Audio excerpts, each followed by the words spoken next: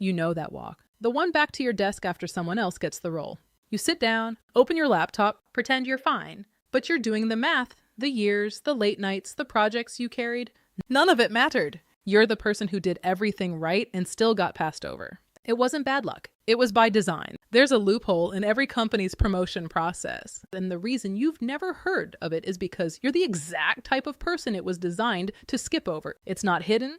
It's not illegal. It's just never explained to people who follow the rules because those people are too useful where they are. You weren't overlooked because you weren't good enough. You were overlooked because nobody could tell your story in the room where the decision was made. But before I explain the loophole, you need to understand the system it exploits.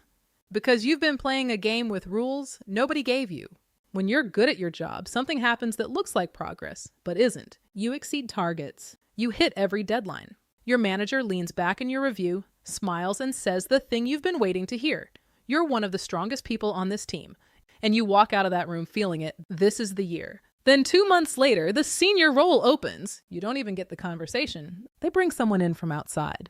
Or worse, they promote the person who's been there half as long as you, the person you trained. And when you finally ask, you get a version of this. We need you where you are, said warmly, like it's a compliment. It isn't a compliment. It's a cage with good lighting. Because here's what actually happened. You became too good to move. Your manager would have to replace you to promote you.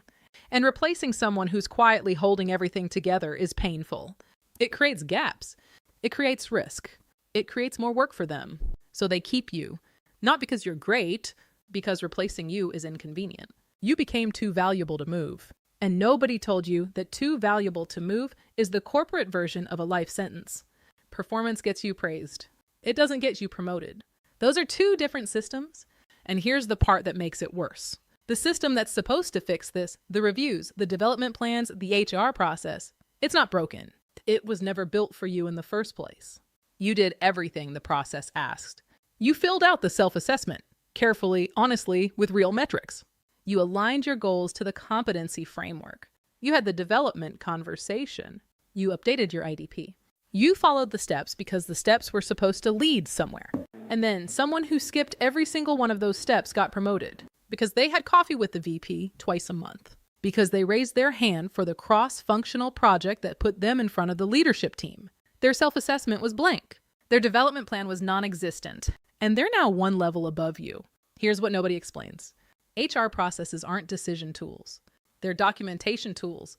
They exist to create a paper trail that justifies decisions that were already made.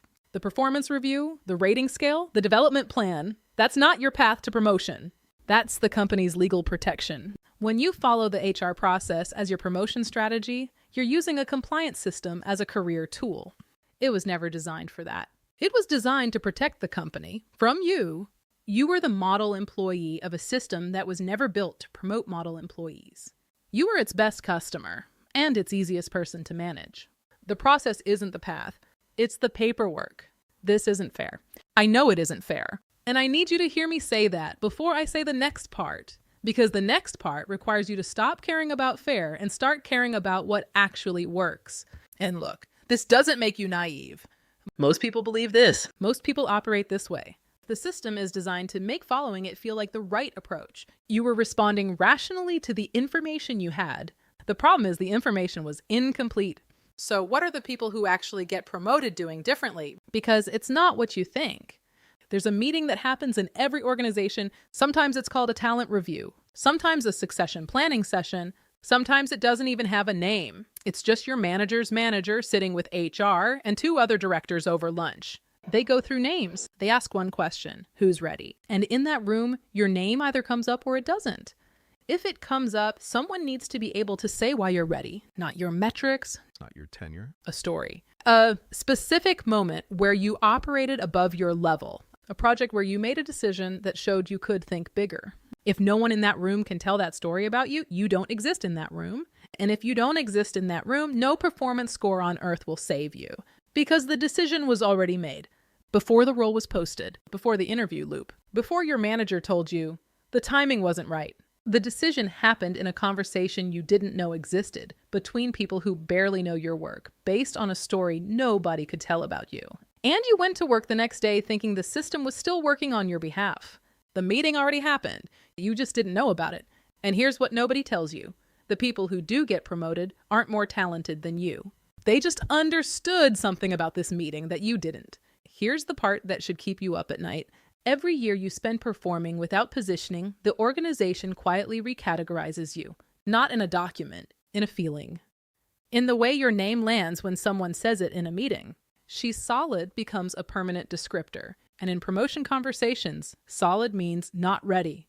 Not because it's true, because no one has any other story to tell about you. You've been in the role 3 years, maybe 4. A new person joins your team. You train them. You show them the systems, the shortcuts, the things nobody documented. You answer their questions at 9 p.m. And 14 months later, they get the role you wanted. Not because they were better, because in month 2, they asked their manager, what does the next level look like? In month 4, they booked a skip level. In month 6, they volunteered for the cross-functional project you were too busy, too reliable, too responsible to take on. They weren't smarter. They weren't harder working. They just understood the loophole. And you were still waiting your turn, training the person who just skipped the line. What you called patience, the organization called contentment. They assumed you were happy because you never said otherwise.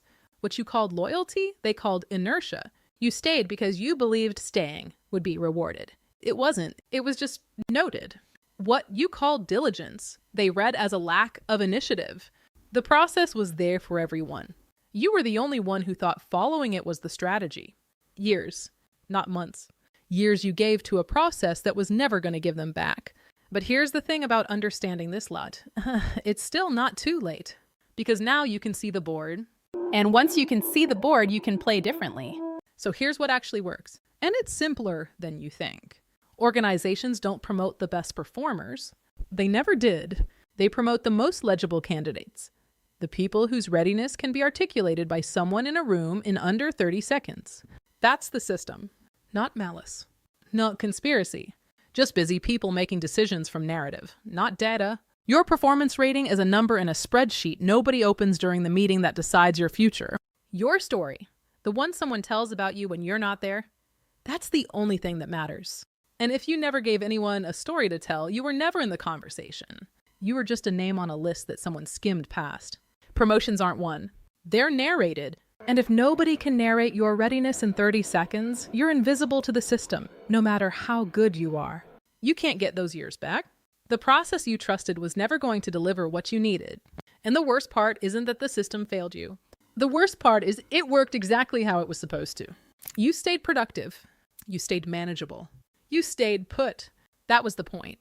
But now you know. And knowing is what the person who skipped the line had that you didn't. Same office.